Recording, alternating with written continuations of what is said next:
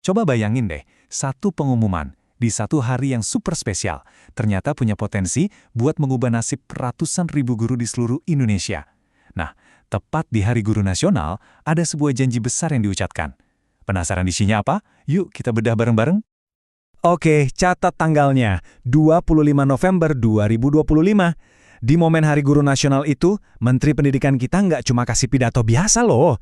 Beliau meluncurkan sebuah visi baru.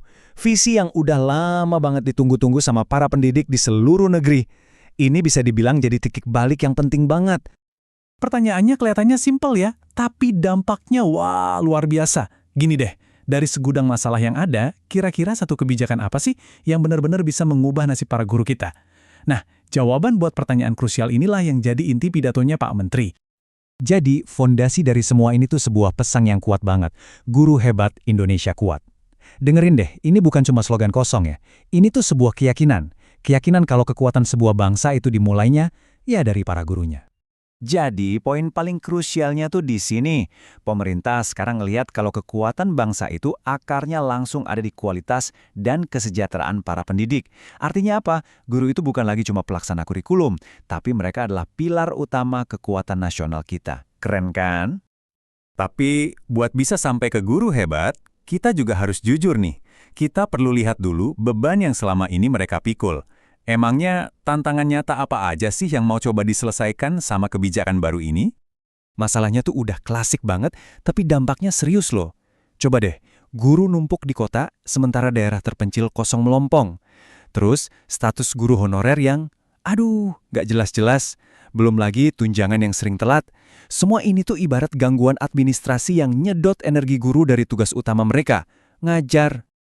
Nah, disinilah kita lihat ada jurang yang dalam banget antara yang ideal sama realita di lapangan. Di satu sisi, kita semua pengen guru itu sejahtera, fokus ngajar. Tapi di sisi lain, kenyataannya, mereka harus berjuang melawan ketidakpastian dan itu tadi, tumpukan kertas administrasi.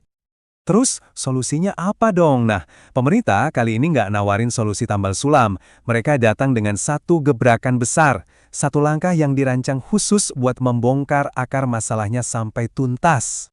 Dan inilah jawabannya. Namanya adalah sentralisasi tata kelola guru. Mungkin kedengarannya teknis banget ya, tapi istilah inilah nama dari kebijakan raksasa yang jadi inti pidato menteri. Ini dia, langkah besar yang diyakini bakal jadi solusi yang transformatif. Oke, jadi sentralisasi ini artinya apa sih sebenarnya?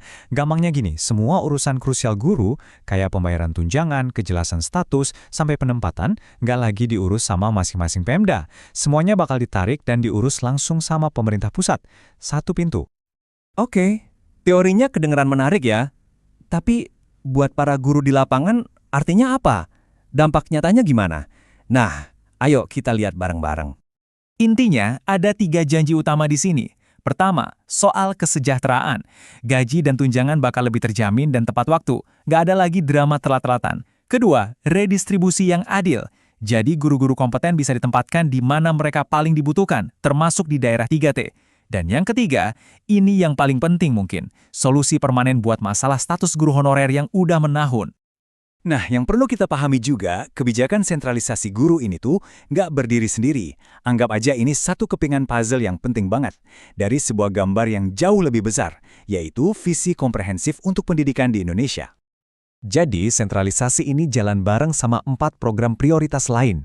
Ada perluasan wajib belajar, peningkatan kualitas SMK, penguatan literasi dan karakter siswa, plus dorongan buat inovasi digital di kelas. Semuanya ini saling nyambung dan saling dukung. Dan ini bukan cuma rencana di atas kertas loh. Biar kebayang nih contohnya. Buat program literasi aja, pemerintah bakal nyebarin 1,5 juta buku bacaan baru ke seluruh sekolah. Ini bukti nyata kalau mereka serius sama visi besar ini. Pada akhirnya, semua kebijakan dan program ini muaranya cuma satu, yaitu sebuah janji baru. Janji yang kuat dan penuh harapan yang diberikan buat para pahlawan tanpa tanda jasa kita, tepat di Hari Guru Nasional. Kutipan langsung dari Pak Menteri ini benar-benar merangkum semuanya. Ini tuh pesan soal pemberdayaan, rasa hormat, dan komitmen buat mendukung profesi guru.